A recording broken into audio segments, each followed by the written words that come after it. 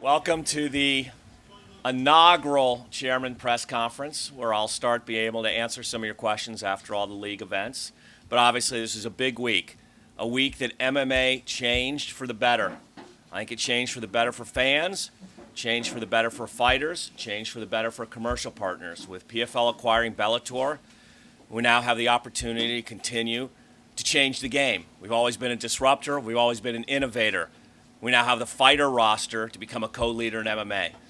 And so with that opening, I'll take any and all questions you guys have about any topics at all. Just let me know what you want to know. Well, I just said kind of a historic season, I guess, overall, especially with the news. But just tonight, the championship, another one in the books. What are your thoughts overall on tonight and the year as a whole? Well, just tonight, look, as a fan, I want to see more knockouts, right? But you can never control that. Look, you put 6 title fights on the line, you never know what's going to happen. But did I think the fights were high quality? Sure. But do I love La Problema fight the best? Yes, it's a knockout fight. But what I always love is the meritocracy, right? You get Pineda coming out, and it's a real-world Rocky story. Braga and Pineda, they're $10,000 fighters. They worked their way up from the Challenger Series. That's what PFL is all about. January this year, nobody in MMA knew who those 2 guys were, including you guys. And you know more than anybody in MMA. Forget the fans. Nobody. They're real-world Rocky stories. They won the Challenger Series. Then they knocked off everybody to get their shot here. So I love that fight also. And that was a nice war, an unsurprising war. So to me, there are always great stories, whether they're champions or underdogs. But in the PFL, the best have to beat the best. But sometimes the unknown beat the best. And so I love that fight also. So the effort of finishing fights, I saw a lot of people online tonight saying, what about elbows, at least for maybe the championship fights? Obviously not during the season, but could we maybe look at tweaking the rule set a little bit for showcase fights and championship fights? Look, it's a great question. What I did say on Ariel's show is Bellator will follow the full-out rules. Because when you have one-off events, you don't need to protect like you need to protect for the season. In order to have 4 fights in a row, you cannot have the elbows. And it seems weird to change those rules for the championship. It's almost like playing different rules in the Super Bowl. So I think for now, it's really nice to have those consistent rules. But with the one-off event product now under the PFL umbrella, those will be a different set of rules. And you'll have not only no uniforms there, but elbows there. Yeah. 2 last ones for me real quick. We don't normally get to talk about matchmaking because the season does it, but now you get to, right? So with Problema, you mentioned he loved his fight. He said he likes Ngannou. Obviously, you've got Bader as the reigning champion with Bellator. So what are your initial thoughts there? Do you do champ versus champ? Do you put him in the Ngannou mix? What's the thought? Initially, champ versus champ. Everybody's earned that. You've got to deliver what everybody's earned. So champ versus champ, right down the line. And then after that, it's all fair game. Right. But also we have a little bit bigger plans for Francis that we're trying to put together. We'll see if we can put those together. But then after the champ versus champ, then we'll see what happens. Well, that kind of leads me to my last question. Then does that apply as well to Larissa and Cyborg? Because Kayla's the fight that a lot of people didn't want to see. Well, Larissa is the champion in that division, so is it champ versus champ down the line there as well? It's champ versus champ. Well, Larissa's earned that, but will Cris then fight Kayla in 2024? 100%. That is going to happen. Cris will have 2 fights in 2024. Kayla have 2 fights in 2024. One of those will be Cris against Kayla. But we think that Larissa has earned that. Once again, you have to give them champ versus champ. Cris is the champ of Bellator. Larissa's the champ here. So you've got to see that fight happen first. And then coming out of that, though, you'll see Cris Cyborg against Kayla Harrison as the next fight in 2024. Hi, Donn. Just coming off of that, was there a reason why Cyborg wasn't here to do the face-off? I think everyone really liked those face-offs and noticed that she was one of the only ones not here. Yeah, there were about half the fighters that could make it and about half couldn't. We weren't able to invite them until 3 days ago. The deal didn't close until Saturday. We didn't make the public announcement until Monday. It's obviously a holiday week. So even you saw Ryan Bader was able to make a Zoom appearance but couldn't come here. So we were able to invite everyone, but only half could make it. We're only rolling this out to our employees on Monday, and the Bellator employees on Tuesday. So we're really pleased that even 4 champions could make it. Is there any worry that Cris might retire and not come into the season? Because I know that she's boxing, she's talked about potentially retiring. Is there any fear about that, or have you had talks with her? We have not had talks with her yet, but Cris wouldn't be in the season. She would be on the pay-per-view or the one-off Bellator events, just like how Kayla wasn't in the season this year. So both, Kayla and Cris would just be in the one-off events next year, not the full PFL season for sure. And in terms of retirement, we haven't talked to her, but all fighters always know when they do and don't want to fight, and that's not anything that we ever control. But I think she signed a big contract. I think she wants to add to her legacy. I don't think she needs to do anything to earn her legacy. Her record speaks for itself. I mean, she's one of 2, 3, 4 the best to have ever done it in the female MMA community. But I think she'd love the opportunity. We have 2 of the greatest fighters in the world, in Kayla and Larissa, that she's been tested against in the last 5 years. Who would want to do that? Last one for me. Kayla was back here and she mentioned that she did not want to wait around for Cris. Do you have a plan for her in the meantime? If Cris is going to be fighting Larissa? We will develop a plan for her in the meantime. Kayla has earned the right to fight the best, and we'll make sure that she is happy and that she has really, really good fights. Thank you. All right, 2 questions here. Now with the acquisition of Bellator, is it going to be one big fighter pool, or are we going to separate it? Like have a Bellator conference, a PFL conference? Yeah, great question. Think of it as one big fighter pool. So separate 3 things that we've talked about. All fighters now are PFL/Bellator fighters. One company, one fighter pool. Second thing is we have different products. So we have a league season, we have now one-off events, and we have pay-per-view super fights. So there's 3 different ways that one pool of fighter can fight. Which product is right for the fighter and for the fans? And lastly, we have different brands. So the brands go against the products, but all the fighters are eligible against that. And that's just merely an example of what's the best fit. Some fighters don't want to fight 4 times a year. Some can't. That's why we have the different products in terms of the one-off events and the super fights. And now the super fights, as you're talking about, the big names, the Ngannous, the Jake Pauls, do we have any timetable on when we're going to bring them into the picture? Yeah, we've been pretty consistent on this. So Jake Paul is Q4 of 2024. He needs a full year to train. He started training about a month ago. There's 2 to 3 really interesting fights that we're working on with Nikisa and Jake, but I think that is October or December of next year. Francis, 2 possibilities, early or late, and that's opponent-driven. We don't want to force him early to have a worse opponent, but I think he'll either be, call it March timeframe or October timeframe. But both will fight in 2024 in the PFL. It's just what is the right opponent, and we don't want to force it. All right, thank you. Donn, you made a lot of fundraising calls this past year. What is it that actually stuck with investors and had this big round of funding coming in? Yeah, it's a really great question. Most people understood that MMA is big enough for more than one leading company.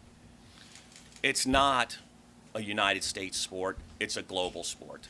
And when you look at the global fan base, all of you know there's 650 million fans. UFC, a great company, but they put on 40 events, and they do a different approach and a different product than PFL. So we said, 650 million fans, they need more than 40 events. There's 5,000 basketball games. There's 3,000 soccer matches. Can we at least get 100 great events a year? So our view was we don't need to compete with, beat with, take share from UFC.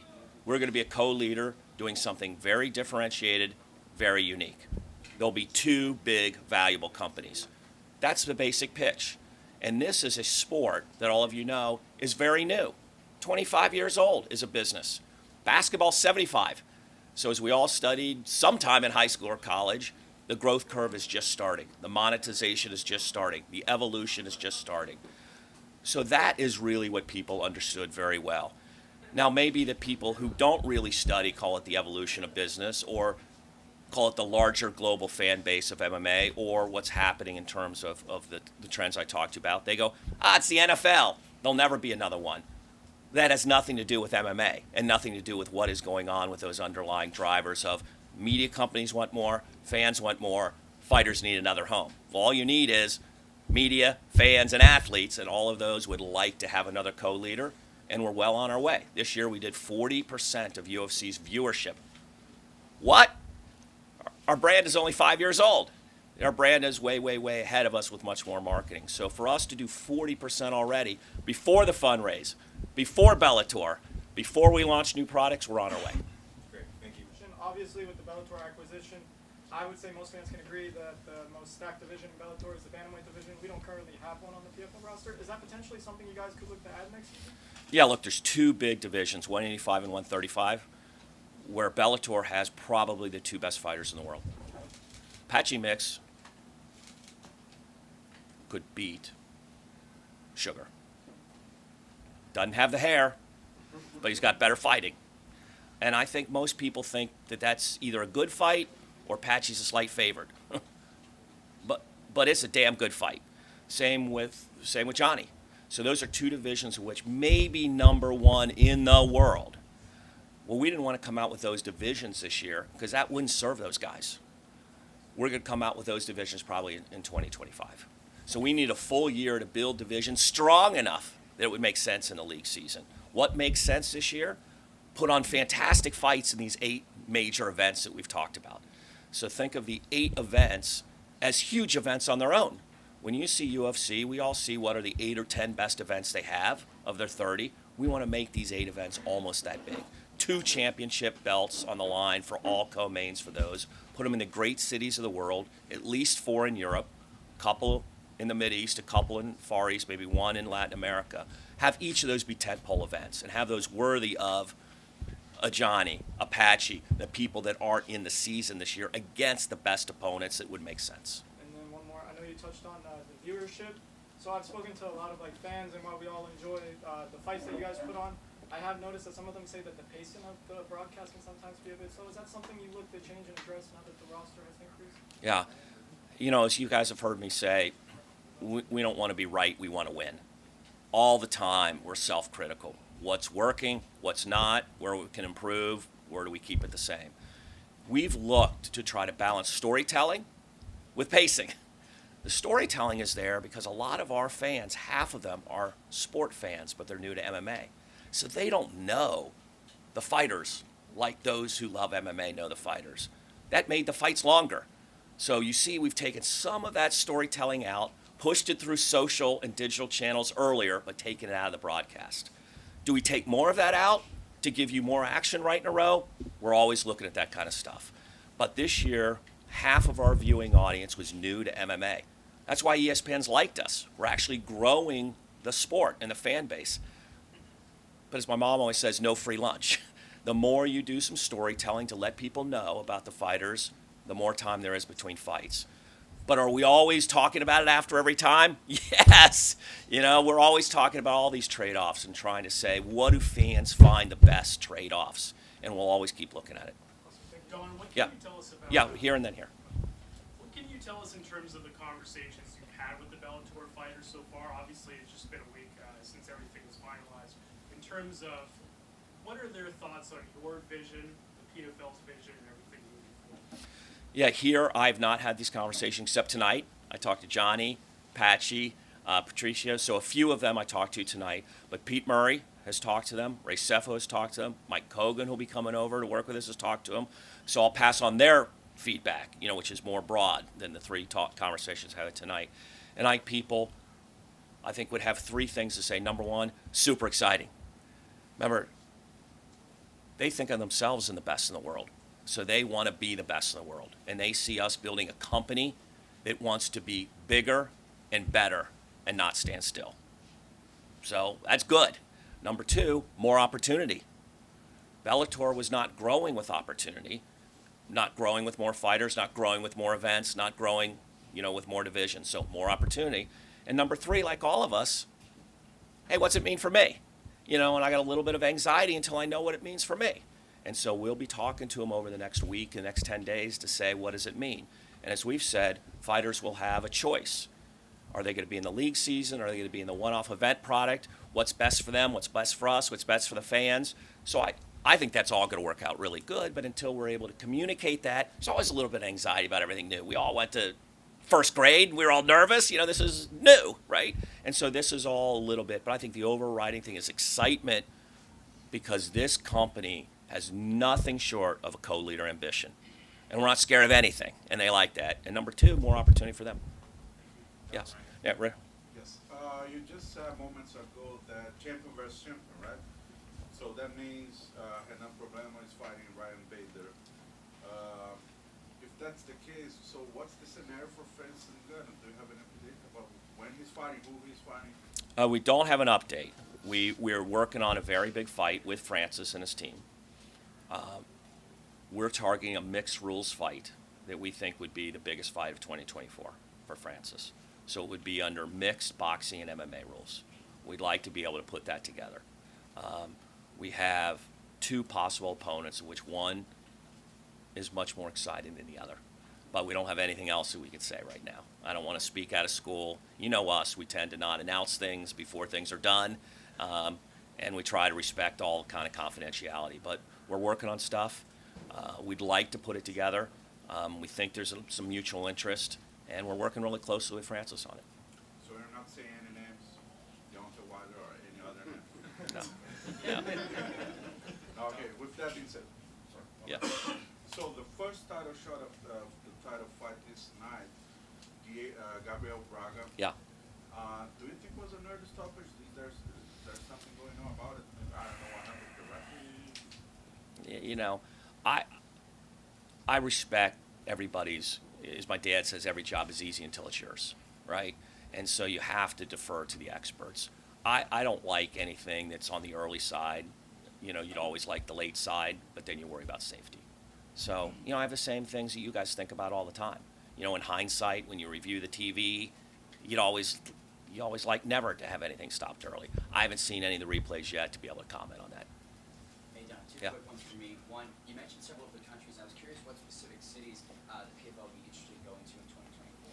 I don't want to steal the thunder yet. We hope to be able, Pete Murray hopes to be able, and then before Christmas, to be able to give a schedule for next year. So I think this won't be long. I think this will be able to tell you 3 weeks, maybe 4 weeks at the most, to be able to outline the schedule for 2024. He's been working on that. We worked on that even before the acquisition was done. But as I said, 6 of the 8 events will be outside the U.S. Our focus will be on giving international fans more top-shelf product than they've been able to get before. Almost all of the league seasons of PFL is in the U.S., so we see this as a great complement to serving global fans. And lastly for me, you mentioned moments ago that Bellator shows would not have the outfit and the sort of uniform that the PFL ones have. Am I correct in assuming that we're bringing the sponsorships back to the shorts and maybe adding that additional income stream to the fighters? Well, with the PFL now, they have a spot on the short that they get the income stream. Remember, we own a spot that we sell to national sponsors. They have a spot. So we'll run the same kind of thing with Bellator, of which the way that we call it everything clean but balanced is spots are controlled but spots are open. So we'll run the same kind of program with Bellator.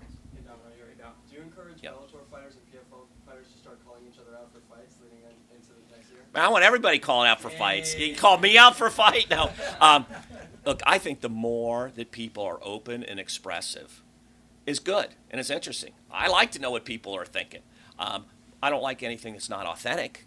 You know, sometimes I think a lot of the fight talk is inauthentic, and I think fans know that, right? So anything that's really you, do it, right? Talk about it. But I think you can talk about it. Once again, we're all one company now, and we're all on the same mission to become the co-leader in this sport. So PFL fighters, Bellator fighters, we're all one fighter. Call out anybody you want to fight. Call out them, call out us, call out the guy on Mars. Do anything that you want to do to become the best in the world. If you put $1 million on the line, I'd call you out for a fight. Yeah, totally. But, Exactly. Last one, I think everybody was happy to hear on the MMA Hour you said that you guys are offering all 21 or so Bellator employees Yes. jobs within the new merged promotion. But you do have a fully staffed company, right? 52 or so employees on PFL side. So how is that really going to work? Is you don't want to? I'm sure you don't want to have two people doing one person's job. You know. So how would that play out? We have a bigger meal to serve. We got 8 one-off events now with 6 of those 8 internationally. So we need more people doing more things, number one. Number two, we also have more revenue to build. We have a whole new product that we've got to build that revenue stream off of, which hadn't happened under Paramount. So not only do we have an operational side of the business, we have a revenue side of the business. So we definitely need the bodies to do that. So we've told anybody who wants to work as relentless as we have, to go from 0 employees, 0 fighters, and 0 fans in 5 years to what we're talking about today, man, we can use all the bodies we can get. We got spots for you. obviously Scott Coker has a good relationship with the guys over at Ryzen and, built that going. I'm curious, do you have any plans to maybe keep that alive? It's interesting. I reached out to Ryzen 2 weeks ago, and I let them know that we'd be glad to talk to them, and we had one open spot on 2024 that we hadn't even booked the event yet. And if they'd like to talk to us about that, we'd be open to doing that. That was a huge, successful event, and we want to continue to do things different. And what does that event look like? TBD. But that event itself, I think, was interesting. That event was huge. You guys know that. You saw that event. So we've reached out and let them know that we're glad to talk about that, even as soon as, putting it in the third or fourth quarter of next year. Hey, Don. Yeah. So you mentioned the word top shelf product and the word revenue. So what's the potential or possibility of us getting a PFL video game that comes to consoles? So, look, we want to do more intellectual property and more content in more places. Why? We got to grow our brand. Everybody who sees the product says, awesome. But sometimes I go to the Verizon store, sometimes I go to Chick-fil-A, and I say, hey, do you watch the PFL? People go, huh, what's that? And I go, ESPN Friday nights. They go, I love that, okay? But they don't know the PFL right away. So everything that we can do to have more content on more platforms with our brand, we do. Right now, we hadn't had the opportunity to do that with the right partner, but do we want to do that now that I think we're a little bit more established with a little bit more oomph? Yeah, we're going to look to do that next year. But we haven't had the opportunity to do that yet with the right partner, to be honest. Let's give Mike from MMA Junkie back. Yeah. I tweeted out your comments about wanting to do Cyborg and Pacheco next, and Cris actually just responded saying lots of plans being made and announced. I've not had contact with anyone from PFL since news of the purchase. One thing I'll control is how my career finishes. So I guess just your thoughts on that response from her. Yeah, we're not booking anybody's fights without talking to them. But we're just doing a champions versus champions card, which any champion who wants to fight will be able to fight any other champion. Any champion that doesn't want to fight won't participate. We can't make anybody fight, right? So we're not planning anybody's career, whether they're in the PFL or whether they're in the Bellator, other than we're doing a champions versus champions card. And all champions who will show up will show up. All who won't show up won't show up. Yes. Tom, right here. Yeah. How does it feel to come to DC and have a historic event such as this in the capital? Well, as many of you know, I live here, about 12 miles from here, Northern Virginia. I've been here about 25 years since I started working for America Online. And my first investor was Ted Leonsis, who was also my long-term business partner. Just so for me, it's less about the historic place and more about it takes me back to when we were nothing.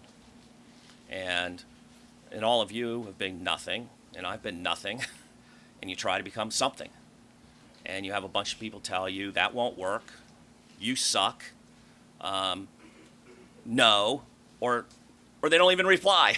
We've all had that 1,000 times. And so what I like to know is on behalf of the fighters and the fans in our company, we're getting somewhere. We got a long way to go, but we're getting somewhere. And people said there'll never be another company other than UFC that's relevant, that's interesting, that's premium, that's good, that's global, that fighters want to be at, that media companies want to carry, or whatever other bad thing you want to say. And we're now there.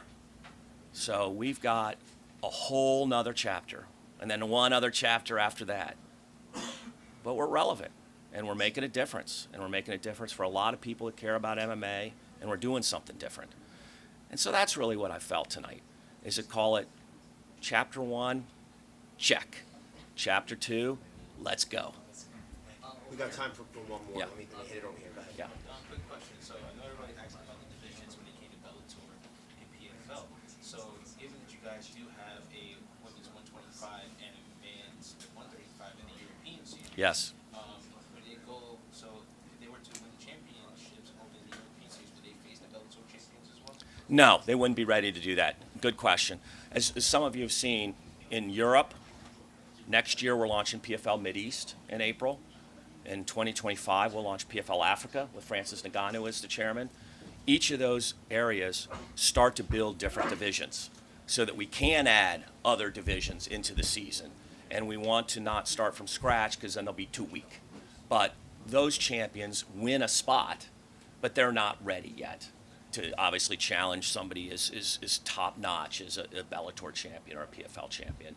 As great as they are, like Dakota or Cedric, they're not at that level yet, and they've got to earn that a little bit more. Let's give it up for Donn Davis. Thanks, guys. Appreciate you coming.